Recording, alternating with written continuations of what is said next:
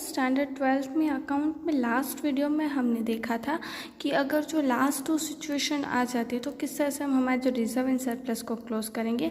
अब यहाँ पे थर्ड सिचुएशन हमें देखिए, different circumstances arising for reserve disclose in the books of all partnership firm. Reserves are created by partnership firm against the possible loss in the assets. These assets are revalued at the time of the admission of partner. Different situations arise at the time of revaluation. Required accounting treatment in such a situation increase reliability of accounts. These reserves include investment fluctuation reserve, bad debt reserve, workers accident and compensation reserve, etc. This can be explained as under. अब यहाँ पे आपको अलग अलग situations आ जाती हैं। कभी कभी जब भी हम बिजनेस में कोई भी न्यू पार्टनर आता है, एट द टाइम हम किस तरह से सारी जनरल एंट्रीज जो है कि किस तरह से हम एडजस्टमेंट एंट्रीज करेंगे वो यहाँ पे आपको दिया हुआ है।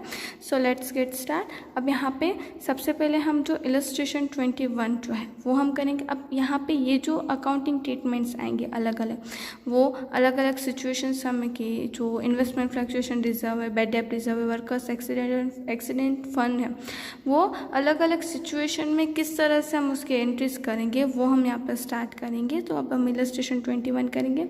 Isha and Ruja are the partners in a firm sharing profit and loss equally balances of their firm as on 31st March 2016, whereas under investment rupees 50,000, debtors 40,000, investment fluctuation fund 6,000, bad debt reserve 3,000, workers compensation reserve 10,000, workers profit sharing fund 2,000.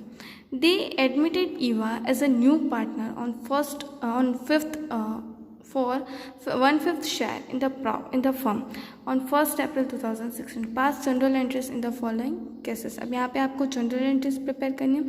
Investment are valued as 48,000 और 40,000, 60,000 and 50,000।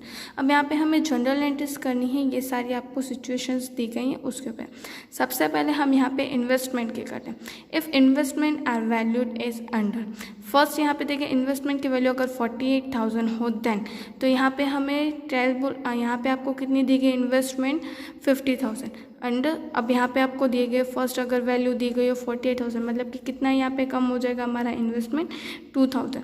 अब वो investment fluctuation fund में से 2,000 क्या हो जाएगा, इतना कम होगा और बाकी का जो भी 4,000 है वो हम दोनों पार्टनर्स के बीच में इक्वली डिस्ट्रीब्यूट करेंगे। तो यहाँ पे इसकी जनरल एंट्री क्या आएगी, investment fluctuation reserve account debit, क्योंकि वो हम क्लोज करेंगे 6,000 to investment account credit 2,000 rupees. कहाँ से, क्योंकि जो हमारे 2,000 रुपीज़ वैल्यू जो है वो कम हुई हमारी इतनी इन्वेस्टमेंट की, एंड बाकी के रिमेनिंग 6,000 में से 2,000 तो हमारी हमने इन्वेस्टमेंट में फ्लक्चुएशन रिजर्व में से हमारी वैल्यू कम हो गई।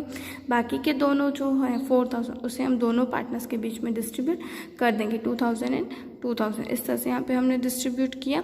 फिर सेकेंड यहाँ पे दिया हुआ है कि इन्वेस्टमेंट आर 40,000। अब यहाँ पे इन्वेस्टमेंट जो है वो 40,000 हो गए, एक्चुअल में कितने थे 50,000, बट यहाँ पे हमने वैल्यू के तब कितनी आ गए 40,000। तो यहाँ पे क्या होगा, कितना हमारे यहाँ पे इन्वेस्टमेंट की वैल्यू कम हुई है 10,000। अब उस 10,000 में से 6,000 तो जो हमारे इन्वेस्टमेंट फ्लक्चुएशन फंड में से चले जाएंगे, बाकी के 4,000 क्या हुआ, हमारी वैल्यू जो है वो कम हो गई। तो यहाँ पे हमारी वैल्यू कम होती तो हम क्या करते हैं, रीवैल्यूएशन अकाउंट डेबिट कर दें। तो यहाँ पे हमने इस तरह से एंट्री की, investment fluctuation fund account debit 6,000, revaluation account debit 4,000, क्योंकि जो रिमेनिंग 4,000 है वो हम रीवैल्यूएशन अकाउंट में डालें क्योंकि हमारी इतनी वैल्यू कम हो रही है। To investment account credit 10,000। इस तरह से हमने किया। फिर थर्ड हमें दिया हुआ है कि 60,000 रुपीज़ अगर इन्वेस्टमेंट हो, बट यहाँ पे वैल्यू हमें कितनी दी गई है 50,000। दैट मीन्स कि 10,000 जो है वो हमारे इन्वेस्टमेंट की वैल्यू जो है वो बढ़ जाएगी। तो यहाँ पे हमने लिखा investment account debit 10,000 to revaluation account credit 10,000, और जो इन्वेस्टमेंट फ्लक्चुएशन रिजर्व है वो दोनों पार्टनर्स के बीच में हम इक्वली डिस्ट्रीब्यूट कर देंगे। तो यहाँ पे आएगा investment fluctuation reserve account debit 6,000 to Isha's capital account 3,000 to Rucha's capital account 3,000। इस तरह से यहाँ पे हमने एंट्री की। फोर्थ इज इन्वेस्टमेंट की वैल्यू जो वो एज इट इज़ 50,000, तब कोई भी चेंज ना हो। तो अब हम क्या करेंगे, हमारा जो रिमेनिंग जो इन्वेस्टमेंट जो फ्लक्चुएशन रिजर्व है उसे हम यहाँ पे दोनों पार्टनर्स के बीच में इक्वली डिस्ट्रीब्यूट कर देंगे। तो यहाँ पे एंट्री क्या होगी, investment fluctuation reserve account debit 6,000 to Isha's capital account 3,000 to Rucha's capital account 3,000। इस तरह से यहाँ पे हमने एंट्रीज की। अब सेकेंड यहाँ पे दिया हुआ है कि the following amount of workman compensation fund is accepted. अब यहाँ पे वर्कर्स कंपनसेशन फंड अगर हमने एक्सेप्ट किया हो तो 0, दैट मीन्स कि यहाँ पे हम कोई भी अमाउंट जो वर्कर्स को नहीं दे रहे, तो ये जो रिजर्व के अमाउंट है वो हम क्या करेंगे, दोनों पार्टनर्स के बीच में हम डिस्ट्रीब्यूट कर देंगे। तो एंट्री क्या होगी यहाँ पे, workers compensation reserve account debit 10,000 to Isha's capital account 5,000 to Rucha's capital account 5,000। इस तरह से यहाँ पे एंट्री की। उसके बाद सेकंड दिया हुआ है कि अगर हमने क्लेम जो है वो 6,000 का क्लेम जो है वो हमने लिया है, तो 6,000 अगर हम क्लेम में दे रहे तो बाकी के 4,000 क्या हुए हमारे पास बच गए। तो वो 4,000 को हम क्या करेंगे, दोनों पार्टनर्स के बीच में इक्वली डिस्ट्रीब्यूट कर देंगे। तो उसकी जनरल एंट्री होगी workers compensation fund reserve account debit 10,000 to provision for workers claim 6,000, और बाकी के जो 4,000 वो दोनों को हम क्या करेंगे, यहाँ पे डिस्ट्रीब्यूट कर देंगे। Isha's capital account credit to Rucha's capital account credit. उसके बाद यहाँ पे क्लेम की अमाउंट दी गई है कि हमें यहाँ पे दिया हो कि क्लेम अगर हम 12,000 दे रहे हैं, तो अब यहाँ पे क्या होगा, वर्कर्स कंपनसेशन हम कितना क्लेम कर रहे हैं 10,000, बट यहाँ पे हमने कितना किया 12,000, दैट मीन्स कि हमारे इतनी वैल्यू यहाँ पे क्या हो जाएगी, कम हो जाएगी। तो उसकी एंट्री हम करते हैं। तो यहाँ पे इसकी एंट्री होगी workers compensation reserve account debit 10,000, revaluation account debit 2,000 to provision for workers compensation claim 12,000। इस तरह से यहाँ पे हमने वर्कर्स की भी कर दी, क्योंकि एक्चुअल में 10,000 था तो 2,000 बाकी के हमें हमारे जो रीवैल्यूएशन अकाउंट है उसमें से यहाँ पे हमें देने पड़ेंगे। तो यहाँ पे हमने इसकी एंट्री की। उसके बाद हमें दिया हुआ है new provision for bad debt reserve is not required. That means कि यहाँ पे प्रोविज़न जो है बैड डेट रिजर्व की हमें दूसरी न्यू प्रोविज़न करने की ज़रूरत नहीं है, बट यहाँ पे हम क्या करेंगे, 40,000 में से जो 3,000 है वो हम डेप्टर्स में से माइनस करके ही रखेंगे, क्योंकि हमें नहीं पता है कि आज का जो बैड डेट रिजर्व हो कल हमारे लिए बैड डेट भी हो सकता है। तो उसकी एंट्री यहाँ पे इस तरह से होगी। यहाँ पे हम एक स्टेटमेंट लिखेंगे, if the new provision for bad debt reserve is not required, bad debt reserve 3,000 will be deducted from debtors for 40,000 in balance sheet. That means कि यहाँ पे जो 3,000 है वो हम माइनस कर देंगे। Bad debt reserve is a provision for future possible bad debt, so it can not be distribute between the all partners. जैसा मैंने अभी आपको बोला कि वो फ्यूचर में अगर हमारे लिए बैड डेट हो सकता है, इसलिए हम यहाँ पे क्या करेंगे, जो बैड डेट है वो हमारे डेप्टर्स में से हम माइनस करके ही रखेंगे। सेकेंड यहाँ पे दिया हुआ है, if provision for the bad debt reserve on debtors is to be kept 10%। अब यहाँ पे हमें 10% जो है प्रोविज़न हमें मेंटेन करनी है। अब हमारे डेप्टर्स कितने हैं 40,000।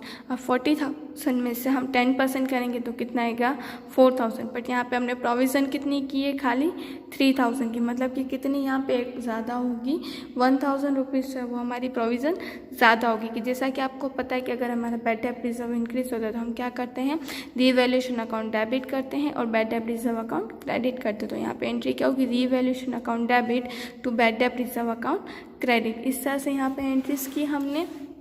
उसके बाद if the provision for bad debt reserve is to be kept at 5% on debtors. अब यहाँ पे 5% अगर हम डेप्टर्स के ऊपर करेंगे, दैट मीन्स कि 40,000 के अगर हम 5% करते तो कितना आएगा 2,000। एक्चुअल में यहाँ पे हमें 2,000 करना था, पर हमने कितनी बैड डेट रिजर्व यहाँ पे की है और 3,000, तो कितनी कम ज़्यादा की है। तो अब यहाँ पे जब हमारे बैड डेट रिजर्व कम होता है तब हम क्या करते हैं, रीवैल्यूएशन अकाउंट को हम क्रेडिट करते हैं। तो यहाँ पे हमने क्या लिखा, bad debt reserve account debit 1,000 rupees to revaluation account credit 1,000 rupees. उसके बाद यहाँ पे आपको फिफ्थ एंट्री दी गई है कि after write off bad debt 5,000 the provision for doubtful debts is to be made at 10%। अब यहाँ पे हमें डाउटफुल डेब्ट्स की जो है वो 5,000 पहले हमें राइट ऑफ करना है। तो हम क्या करेंगे, यहाँ पे bad debt account debit 5,000 to bad debtors account credit 5,000, क्योंकि हमारे डेप्टर्स इतने क्या हो रहे हैं यहाँ पे कम हो रहे हैं। अब यहाँ पे 5,000 जो है वो हमारे डेप्टर बैड डेट हुई है, बट हमने बैड डेट रिजर्व कितनी यहाँ पे की थी 3,000, तो हमें कितना नुकसान हुआ है यहाँ पे 2,000। तो वो 2,000 हमारे लिए क्या होगा, रीवैल्यूएशन अकाउंट में से हमारा इतना कम होगा। तो यहाँ पे हमने लिखा revaluation account debit 2,000 to bad debt reserve account debit 3,000 and to bad debt account credit 5000। अब उसके बाद ये जो 5000 हम माइनस करेंगे, उसके बाद हमें यहाँ पे कितना परसेंट जो है प्रोविज़न करना है, यहाँ पे 10%। तो अब यहाँ पे 40,000 हमारे डेप्टर्स है, उसमें से 5,000 हमने बैड डेप कंसीडर की, तो कितने बचे 35,000। अब इस 35,000 के 10% हमें बैड डेप करना है, दैट मीन्स कितना आएगा 3,500। तो यहाँ पे हमने लिखा, ऑब्वियसली हमारे यहाँ पे अगर बैड डेप बढ़ता है तो यहाँ पे हम क्या करेंगे, revaluation account debit 3,500 to bad debt reserve account debit 3,500। इस तरह से यहाँ पे हमने किया। फिर लास्ट पॉइंट दिया हुआ है, if all debtors are good. अब यहाँ पे हमें, जैसे आपको पता है कि बैड डेप रिजर्व जो हम ऑल पार्टनर्स के बीच में डिस्ट्रीब्यूट नहीं करते हैं, दैट मीन्स कि अगर हमारी बैड डेप रिजर्व यहाँ पे कम होती है तो हम कहाँ पे क्रेडिट करेंगे, रीवैल्यूएशन अकाउंट में। तो यहाँ पे एंट्री क्या होगी, bad debt reserve account debit 3,000 to revaluation account credit 3,000। तो इस तरह से यहाँ पे हमने सारी जो हमारी एंट्रीज थी वो हमने की कि अलग अलग सिचुएशन में अगर हमारे पास आ जाती है तो हम किस तरह से एंट्रीज करेंगे, कब करेंगे और कैसे करेंगे। इन द नेक्स्ट वीडियो हम न्यू सम्स के साथ मिलेंगे। Thank you.